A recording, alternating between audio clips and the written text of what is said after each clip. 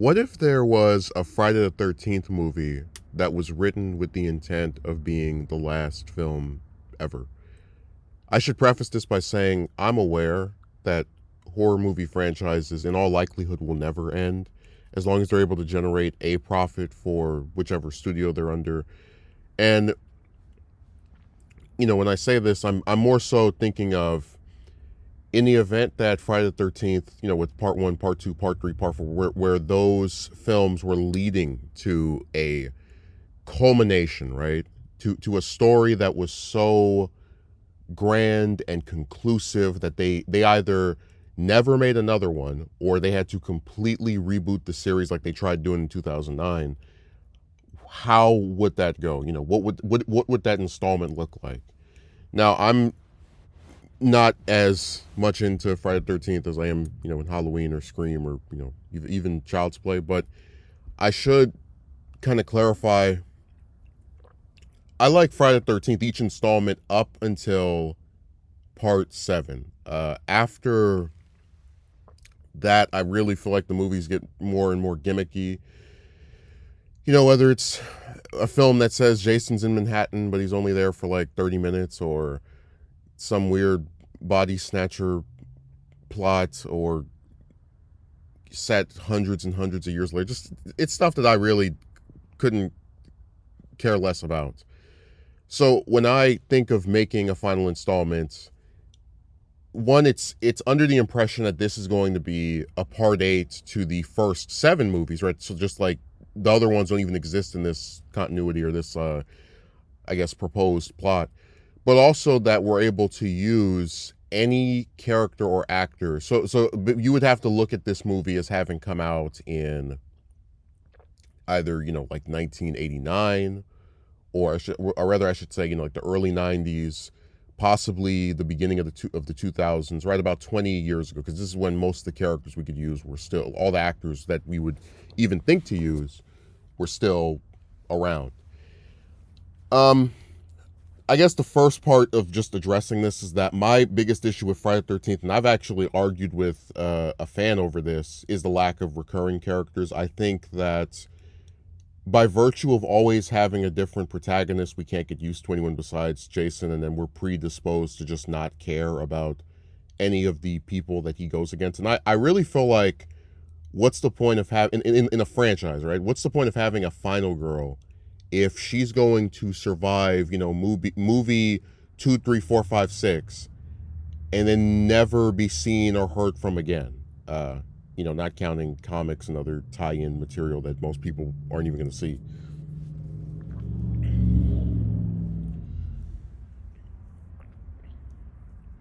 So the way this film would pick up is that through a means that's not related to Jason, Mrs. Voorhees would get resurrected.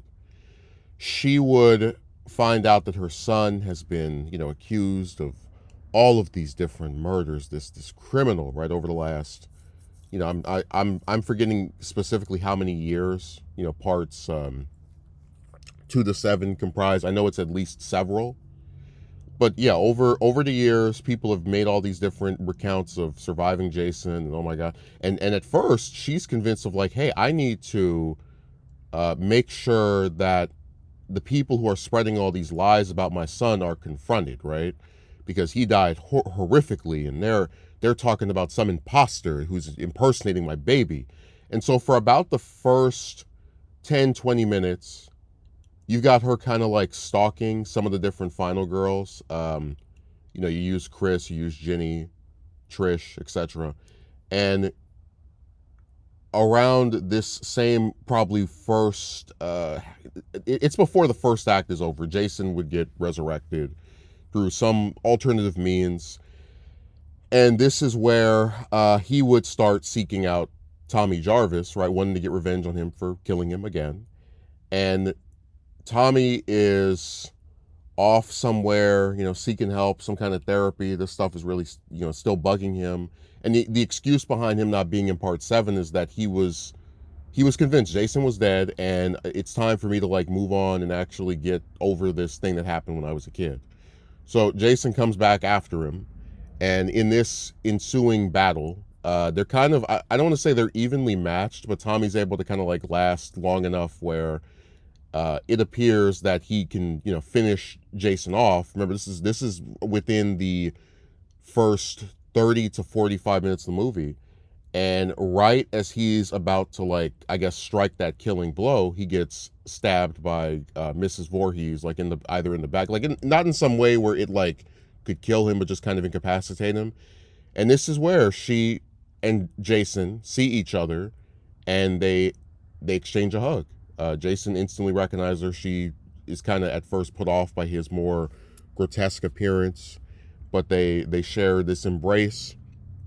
And this is also where Tommy is allowed to escape with Tina, who uses her powers to get him out of there, and then they get away in some car and drive away. And it's during the reunion between Jason and Mrs. Voorhees that she's like asking him, and Jason doesn't speak, so he's just kind of like nodding and looking at her. Have you done these things they're accusing you of doing? And I want to get revenge on the people who have slandered your name, right? And then the final act is it's like the two of them, right, going after the different survivors who are all like kind of grouped up together. And this is where it would basically call for Mrs. Voorhees to make a, I guess, heel face turn and fight against her son, and ultimately be the one that kills him at the cost of her own life as well, or her resurrected life, I should say. um I really think this plot would service a final Friday the 13th very well, because you would actually have like arcs for the different final girls that have shown up. From the little draft I had, every single one of them between part 2 to part 7 would have some role to play, even if it's not like the specific lead character. But also, I really think bringing Mrs. Voorhees back, right, the villain of the first movie, to serve as what appears to be the secondary antagonist, and then arguably the true protagonist of the final film, would be very poetic. To have Betsy Palmer kind of like bookend this series that she unintentionally began. Because I always thought it was such a waste that you have her as this extremely, I would say, complex. Well, a character whose like motive is not just I'm evil, I'm evil, I'm evil. I'm upset that they brought back the camp that I feel, if were it not in play, my son wouldn't have died, and I don't want this to happen to anyone else.